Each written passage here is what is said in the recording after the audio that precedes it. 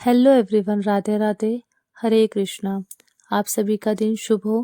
प्रिय श्रोताओं, आज शततिला एकादशी की पावन कथा को शुरू करने से पहले हम आपको एक ऐसे भक्त का प्रेरक प्रसंग सुनाते हैं जिसकी सच्ची श्रद्धा और अटूट विश्वास ने भगवान की कृपा को स्वयं अपने जीवन में उतरते हुए देखा है। यह प्रसंग केवल एक कहानी नहीं है, बल्कि उन सभी भक्तों के लिए एक संदेश है जो मन में कोई प्रश्न, दुख या फिर निराशा लेकर आज प्रभु की शरण में आए हैं। आप सभी से निवेदन है कि आप अपने मन को शांत करें, इधर उधर के विचारों को छोड़ दें और पूरे ध्यान और श्रद्धा के साथ इस प्रसंग को और आज की शततिला एकादशी की दिव्य कथा को सुनें, क्योंकि संभव है इस कथा में आपको भी अपने जीवन का उत्तर मिल जाए। ठाकुर जी के एक भक्त थे घाटम जी। अब श्री घाटम जी जो थे वह कोई ऐसे वैसे व्यक्ति नहीं थे, बल्कि बचपन से ही चोर थे। यानी कि उनके पैदा होते ही उन्हें चोरी करने के संस्कार दिए गए थे। चोरी करना, डाका डालना, लूटपाट करना यह घाटम जी का खानदानी व्यवसाय था। यानी कि घाटम जी के दादा परदादा का खानदानी व्यवसाय था। यानी कि घाटम जी के दादा परदादा सब कोई चोर डकैत थे। जाने माने चोर डकैत किसी को नहीं छोड़ते थे, चाहे कोई भी उनके रास्ते में आ जाए। उन्होंने कभी 1 रुपए की चीज तक का बाजार से नहीं खरीदी। जितना भी सामान उनके घर पर था वह सब लूटपाट का था। यहाँ तक कि उनके घर में कभी खाने तक नहीं बना, कभी भोजन नहीं बना। क्यों? क्योंकि वह भोजन तक दूसरों के घर से चुरा कर खाया करते थे। तो ऐसा पेशा था घाटम जी का। अब एक बार घाटम जी किसी वन में किसी को लूटने की तलाश में घूम रहे थे। सुबह से दोपहर हो गई, उन्हें आज कोई मिला नहीं जिसे वह लूट सके। भटकते भटकते उन्हें भूख प्यास भी लगने लगी। अब आपके मन में एक प्रश्न भी उठ रहा होगा कि आखिरकार एक चोर को इतना सम्मान देकर क्यों पुकारा जा रहा है, और वह ठाकुर जी का इतना प्रिय भक्त क्यों था। तो देखिए, एक बार वो जो घाटम जी थे वो एक वन में घूम रहे थे। सोच रहे थे कि एक दिन भर से भूखा प्यासा हूँ, आज तो कोई ऐसा व्यक्ति भी नहीं आया जिसके पास भोजन हो। कुछ भोजन पा लिया जाता तो मेरा पेट भर जाता।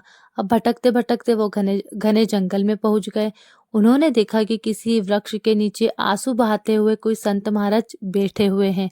वह संत भगवान के ध्यान में मग्न थे, आंखें बंद थी और भगवान को मन ही मन दर्शन कर रहे थे। तो बस इस तरह से दर्शन कोई सच्चे मन से करता है तो अनायास ही उनकी आंखों से आंसू बहने लगते हैं। प्रेम के आंसू होते हैं, भक्ति के आंसू होते हैं।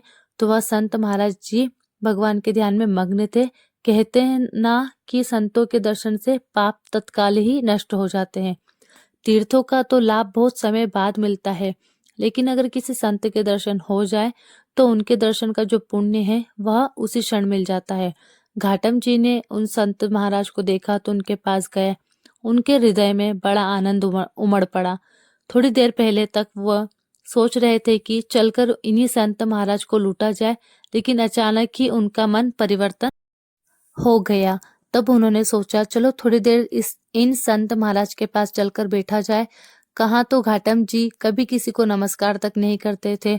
अब उनका मन यह हुआ कि वह उन संत महाराज को झुककर प्रणाम करें, और फिर उन्होंने सिर झुकाकर संत महाराज को प्रणाम भी किया। अपने इतने बड़े जीवन में उन्होंने पहली बार किसी को प्रणाम किया था। अब जब उन संत ने देखा कि कोई उन्हें प्रणाम कर रहा है, संत महाराज को भी बड़ा आनंद हुआ। सोचने लगे, इस जीव पर, इस मनुष्य पर ठाकुर जी की कृपा हुई है। अब घाटम जी सोचने लगे कि ऐसा कौन सा सुख है जिससे बिना किसी भोजन सामग्री व्यवस्था के भी इनके आंसू प्रवाहित हो रहे हैं। घाटम जी को लगा कि जरूर उनके पास कोई महान सुख है, तभी तो उनका चेहरा इतना खिला हुआ है, इतनी प्रसन्न है, और मारे खुशी के उनके आंसू बह रहे हैं। घाटम जी अपने ही बारे में सोच रहे थे। घाटम जी को इतना विचार मग्न देखकर संत महाराज कहने लगे कि बैठ जाओ, जल्दी तो नहीं है तुम्हें जाने की। घाटम जी ने कहा, नहीं जल्दी नहीं है। ऐसा कहकर वो संत महाराज के पास में बैठ गए। महात्मा जी के कहने लगे कि देखो बेटा, यह जीवन बड़ा कीमती है। इस जीवन को सदैव भगवान के चरणों में, ठाकुर जी के चरणों में लगाए रखना चाहिए। कभी कोई गलत काम नहीं करना चाहिए। अब थोड़ी देर बाद इधर उधर की बातें होती रही, कुशल मंगल पूछी गई। इसके बाद संत महाराज जी ने घाटम जी से उनके कामकाज के बारे में पूछा, जैसा कि अक्सर लोग एक दूसरे से पूछ लिया करते हैं। घाटम जी ने महाराज जी को बताया अपने बारे में। मैं तो चोरी करता हूँ, डाका डालता हूँ, लूटपाट करता हूँ। महाराज जी ने सोचा शायद यह उपहास कर रहा है। उन्होंने फिर से पूछा तो वह कहने लगा, महाराज मैं बिल्कुल सत्य कह रहा हूँ। मेरा तो खानदानी पेशा है लूटपाट करने का। हमारे घर में कोई भी चीज खरीदी नहीं जाती, बल्कि चोरी कर कर लाई जाती है। महात्मा जी ने सुना तो कहने लगे कि अरे भैया, यह तो बड़ा निंदनीय काम है। दूसरों का धन चुराने से, उन्हें दुख देने से इस लोक और परलोक में सब कुछ नष्ट हो जाता है। तुम्हारे ऊपर भगवान की कृपा हुई है, ठाकुर जी की कृपा हुई है कि तुम्हें आज मेरे दर्शन मिले हैं, मेरा संग तुम्हें प्राप्त हुआ है। अब तुम मेरे सामने एक नियम लो कि आज के बाद तुम कभी चोरी नहीं करोगे। तो घाटम जी ने हाथ जोड़कर कहा, महाराज जी यह तो बिल्कुल नहीं हो सकता। अरे इसी से तो हमारी रोजी रोटी चलती है, मेरे परिवार का पेट भरता है। बचपन से तो हमारे पुरखों ने चोरी करना हमें सिखाया है। जब हमने थोड़ा थोड़ा चलना ही सीखा था कि तभी से हमें चोरी करने की आदतें सिखाई गई। अब आप मुझसे कह रहे हैं कि मेरी बचपन की जो आदतें हैं, जो हमारा पेशा है, जो हमारी पुश्तैनी काम है, मैं वह छोड़ दूं। मेरे बड़ों ने तो मुझे यह नियम दिया है कि मैं कभी यह चोरी का धंधा ना छोड़ूं। आप में तो मुझे बस विशेष श्रद्धा हो रही है, इसलिए मेरा मन आपकी तरफ खींचा चला जा रहा है। संत जी, आप चाहे मुझे कोई भी उपदेश दे दीजिए, बस मुझसे चोरी करना छोड़ने के लिए मत कहना। अगर मैं आपको वचन दे दूंगा तो आजीवन वही करूंगा जो कि आप कहेंगे। तो संत महाराज जी कहने लगे कि अगर तुम चोरी करना नहीं छोड़ सकते हो तो ठीक है, तुम्हें फिर मेरी 4 बातें माननी पड़ेगी। मानना चाहते हो तो मानो। पहली बात, सदा सत्य बोलना, झूठ कभी मत बोलना, चाहे तुम कितना भी गलत काम क्यों ना कर रहे हो, तुम्हें झूठ बिल्कुल नहीं बोलना है। दूसरी बात, साधु संतों की सेवा में रुचि रखना। जैसा भी तुमसे बन पड़े, जो कुछ भी तुम्हारे पास हो, चाहे लूटपाट का हो, चोरी का हो, उसी से तुम साधु सेवा में रुचि रखना। जब भी कोई संत दिखाई दे तो उन्हें प्रणाम करना और उनसे कभी रुष्ट होकर क्रोध में बात बिल्कुल भी नहीं बोलना। हमेशा उनसे आदर और बड़ी विनम्रता से बात करना। अगली बात, अगर कभी कोई संत तुम्हारे घर आ जाए तो उन्हें भूखा मत जाने देना, भले वह भोजन चोरी का ही क्यों ना हो। उन्हें जल पिलाना, भोजन कराना और उनकी सेवा करना। अगली बात, आज के बाद बिना ठाकुर जी को भोग लगाए कभी भी ना तो जल पीना और ना ही खुद भोजन करना। चौथी बात, अगर कहीं भी ठाकुर जी की आरती हो रही हो तो बिना दर्शन किए वहां से मत जाना, पीठ फेर कर बिल्कुल मत जाना। घाटम जी को संत महाराज की ये बातें पसंद आई।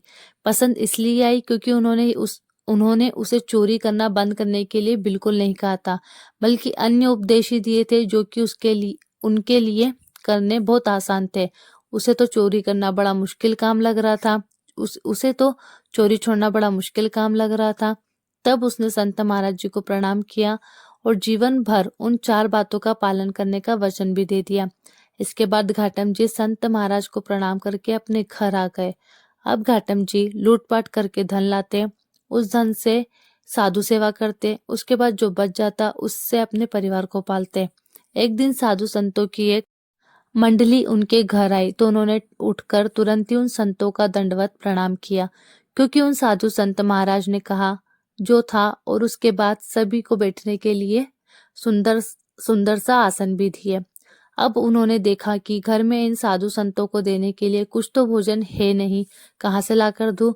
तो घाटम जी ने बाजार जाकर दुकानदार से थोड़ा उधार मांगने का प्रयास किया, लेकिन दुकानदार तो उन्हें बहुत अच्छे से जानते थे। दुकानदार ने उन्हें साफ मना कर दिया। उस समय गेहूं की फसल कटाई चल रही थी। खेतों में गेहूं के ढेर लगे हुए थे और जो किसान लोग थे वह थक हार कर अपने अपने घरों में सो रहे थे। तो घाटम जी ने क्या किया, एक बड़ी सी चद्दर लेकर पहुंच गए खेत में और जल्दी से गेहूं भरकर ले आए। फिर गेहूं पीस कर उन्होंने संतों के भोजन की व्यवस्था की। घाटम जी बड़े तंदुरुस्त थे, चलने के कारण खेत में उनके पैरों के निशान बन गए। अब साधु संत जनों को भोजन कराते समय घाटम जी सोच रहे थे कि अब तो वह पक्का फंसेंगे, क्योंकि जब वो किसान जागेंगे तो पैरों के निशान खेत में उन्हें दिखाई देंगे।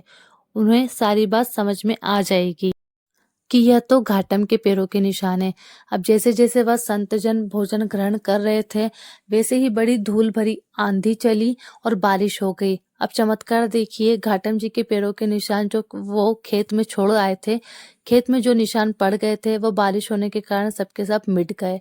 अब तो यह बात देखकर घाटम जी को यह विश्वास हो गया कि साधु संतों की सेवा कभी उन्हें फंसने नहीं देगी, चाहे वह कितनी भी बड़ी चोरी क्यों ना कर ले, कितना भी बड़ा डाका क्यों ना डाले।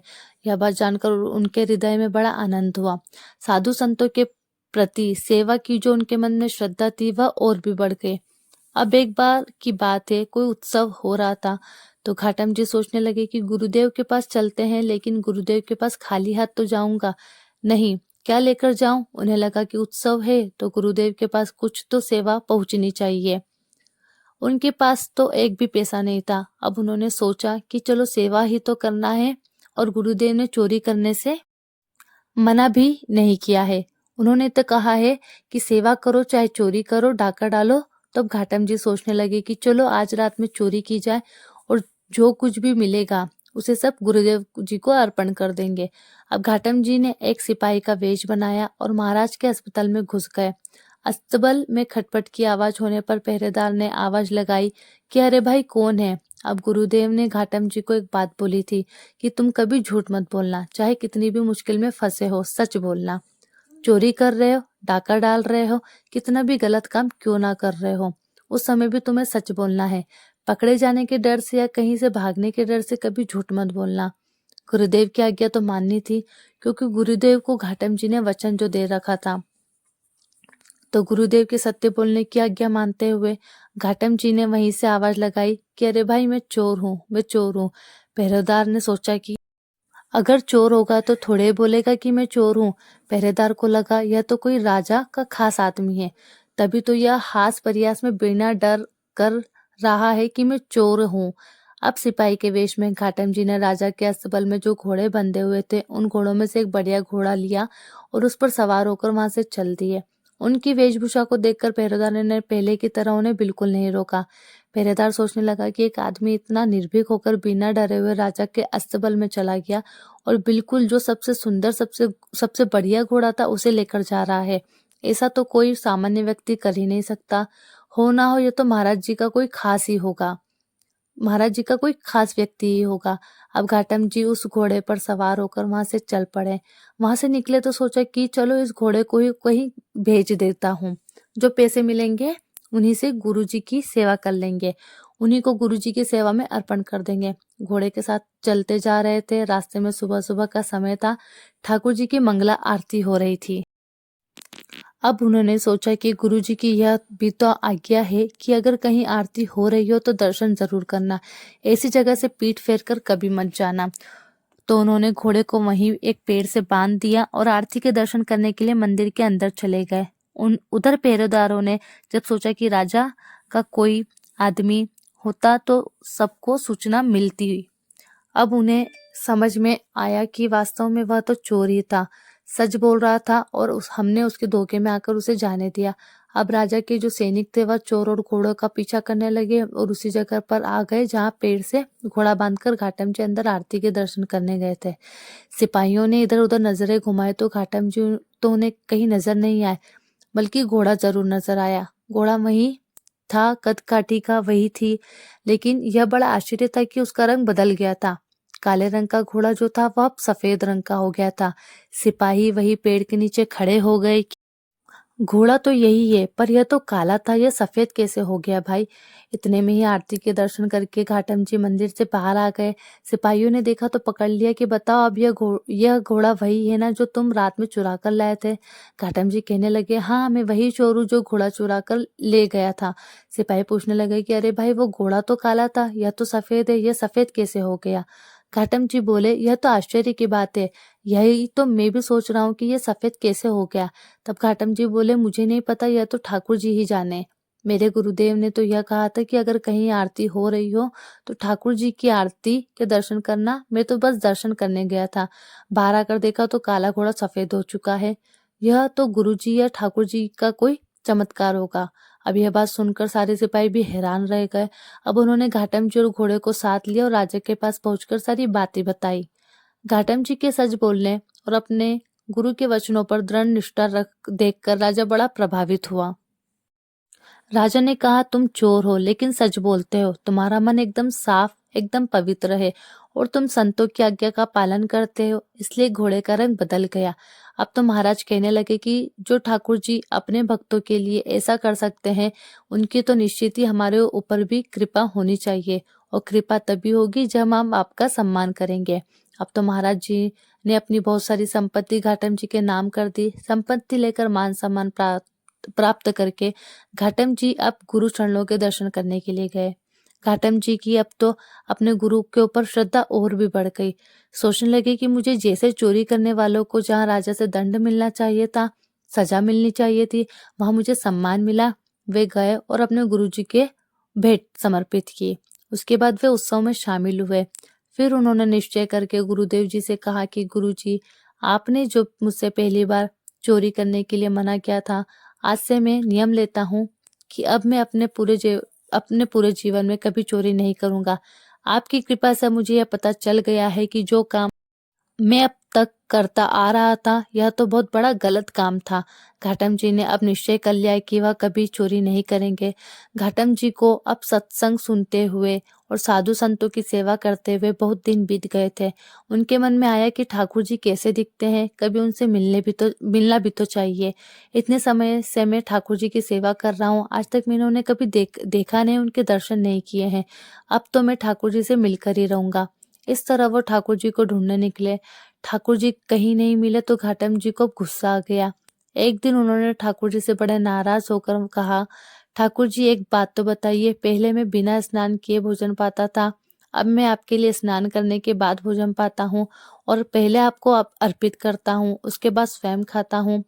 पहले मैं कभी कंठी माला नहीं पहनता था, कभी तिलक नहीं लगाता था, पूजा नहीं करता था। अब मैं आपके लिए अपने गले में कंठी भी धारण करता हूँ, माथे पर तिलक भी लगाता हूँ। किसके लिए करता हूँ ठाकुर जी? आपके लिए ही तो करता हूँ ना, आपको प्राप्त करने के लिए ही तो करता हूँ। प्रभु जी, मैं इतने समय से सब कर रहा हूँ, आप मेरे लिए क्या कर रहे हो बताइए। अब आप मुझे यह बात बताइए कि आप मुझे कब दर्शन दोगे।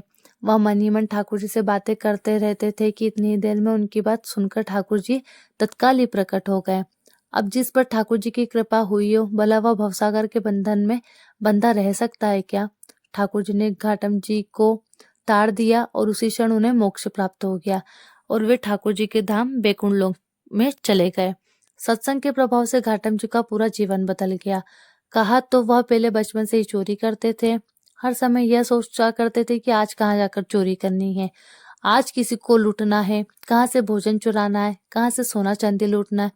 अब कहाँ वे हर समय यह सोचा करते थे कि ठाकुर जी की सेवा किसे करनी है, ठाकुर जी को कैसे पाना है। इस तरह से जब उनके मन में ठाकुर जी के प्रति लगन लगी तो आखिरकार उन्होंने ठाकुर जी को पा ही लिया, और यह सब हुआ उनकी अच्छी संगत के कारण। अगर साधु संत जनों के सत्संग में रहेंगे, इसी तरह से भगवान को पाने की हमारे मन में जो इच्छा है, जो लगन है, वह हर तरह से बढ़ जाएगी। सभी प्रेम से बोलिए ठाकुर जी की जय हो। अब सुनिए षटतिला एकादशी की कथा। भगवान श्री कृष्ण के श्रीमुख से एकादशियों का महात्म्य सुनकर श्रद्धा पूर्वक उन्हें प्रणाम करते हुए धर्मराज युधिष्ठिर ने कहा, हे केशव, आपके श्रीमुख से एकादशी की कथा सुनाइए। सुनकर मुझे असीम आनंद की प्राप्ति हुई। हे मधुसूदन, कृपा कर एक अन्य एकादशियों का महात्म्य सुनाने की भी कृपा करें। तब श्री कृष्ण कहने लगे, हे धर्मराज, अब मैं माघ मास के कृष्ण पक्ष की षटतिला एकादशी व्रत की कथा सुनाता हूँ। ध्यानपूर्वक श्रवण करो।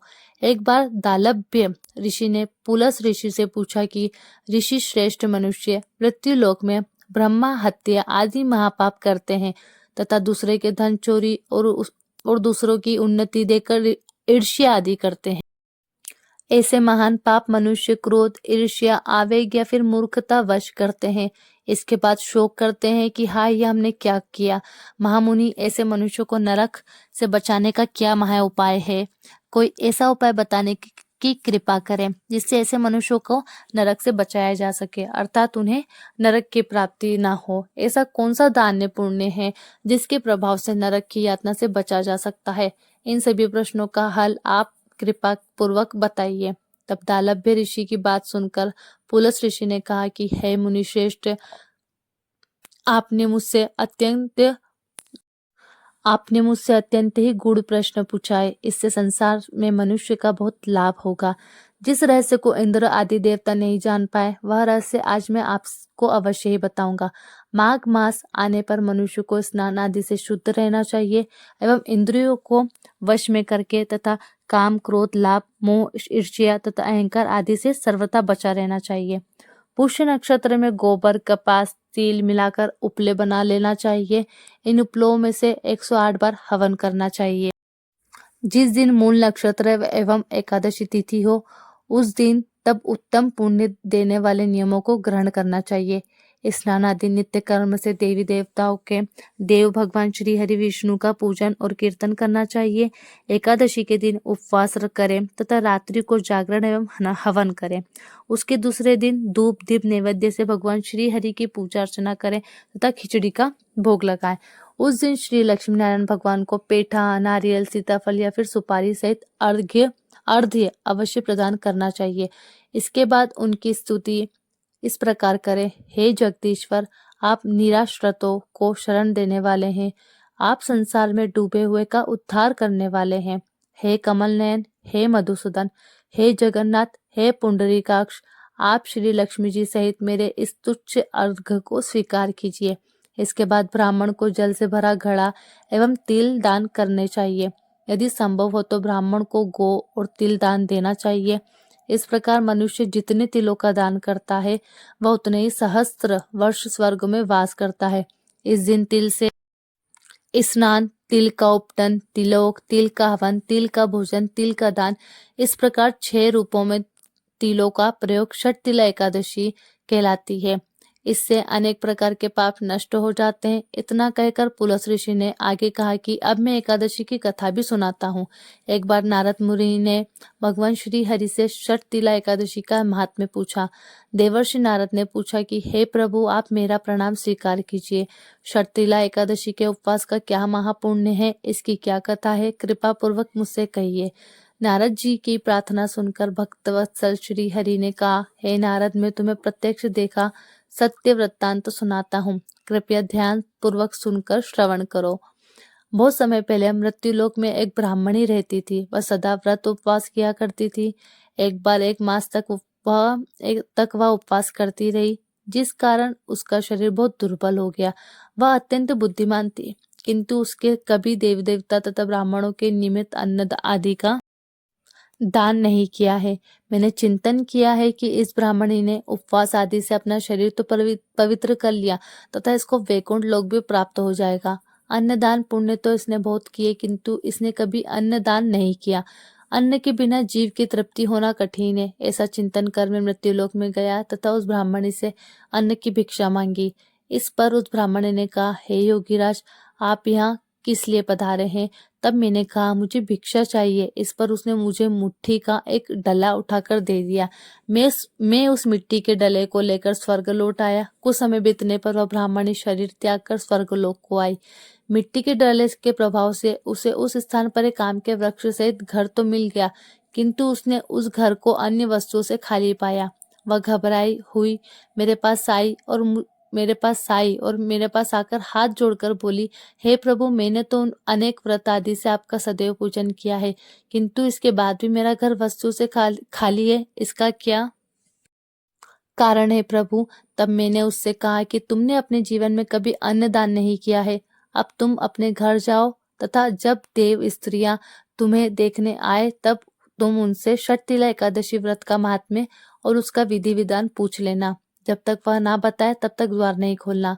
प्रभु के ऐसे वचन सुनकर वह अपने घर गई तथा जब देव स्त्रियां आई तथा द्वार खोलने के लिए कहने लगी, तब उस ब्राह्मण ने कहा, यदि आप मुझे देखने आई हैं तो पहले मुझे षटतिला एकादशी का महात्म्य बताइए। तब उनमें से एक देवी स्त्री ने कहा कि यदि तुम्हारी ऐसी इच्छा है तो ध्यानपूर्वक सुनो। मैं तुमसे एकादशी व्रत एवं उसका महात्म्य विधान सहित कहती हूँ। फिर जब उस देव स्त्री ने षटतिला एकादशी का महात्म्य सुना दिया, तब उस ब्राह्मणी ने भी द्वार खोल दिया। देव स्त्रियों ने ब्राह्मणी को कब सभी स्त्रियों से भिन्न पाया। उस ब्राह्मणी ने भी देव स्त्रियों के कहे अनुसार षटतिला एकादशी का व्रत किया तथा उसके प्रभाव से उसका घर धन धान्य से भर गया। भगवान श्री कृष्ण कहने लगे, अतः हे धर्मराज, मनुष्य को अज्ञान को त्याग कर षटतिला एकादशी का उपवास अवश्य करना चाहिए। इस एकादशी का व्रत करने वालों को जन्म जन्मांतर की निरोगता प्राप्त हो जाती है। इस उपवास से मनुष्य के सभी पाप नष्ट हो जाते हैं। कथा का सार यह है कि षटतिला एकादशी उपवास व्रत करने से जहाँ हमें शारीरिक पवित्रता प्राप्त होती है, वहीं अन्न, तिल आदि दान करने से धन धान्य में भी वृद्धि होती है। और इससे यह भी सिद्ध होता है कि मनुष्य अपने जीवन काल में जो और जैसा जैसा दान करता है, शरीर त्यागने के पश्चात उसे फल भी वैसे ही प्राप्त होता है।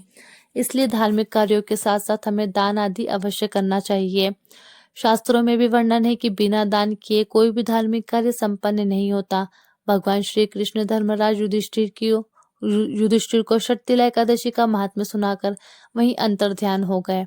तब भगवान श्री कृष्ण के द्वारा बताए गए विधि अनुसार समय आने पर धर्मराज युधिष्ठिर ने भी परिवार और प्रजा सहित इस पवित्र एकादशी व्रत का पालन किया। यह थी षटतिला एकादशी की व्रत कथा।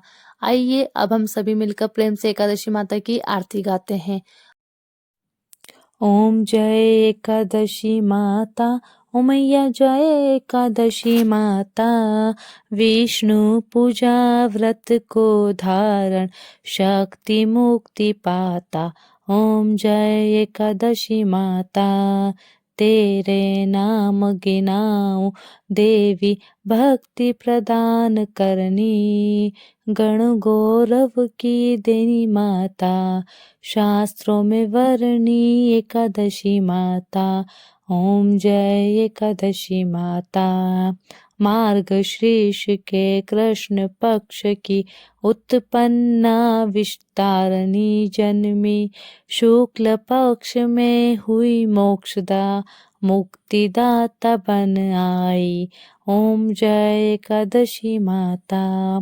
पोष के कृष्ण पक्ष की सफला नामक है, शुक्ल पक्ष में होए पुत्रदा, आनंद अधिक रहे। ओम जय एकादशी माता। नाम षटतिला माघ मास में कृष्ण पक्ष आवे, शुक्ल पक्ष में जया कहावे, विजय सदा पावे। ओम जय एकादशी माता। विजय फागुन कृष्ण पक्ष में शुक्लामल की, पाप मोचिनी कृष्ण पक्ष में चैत्र महाबली की। ओम जय एकादशी माता।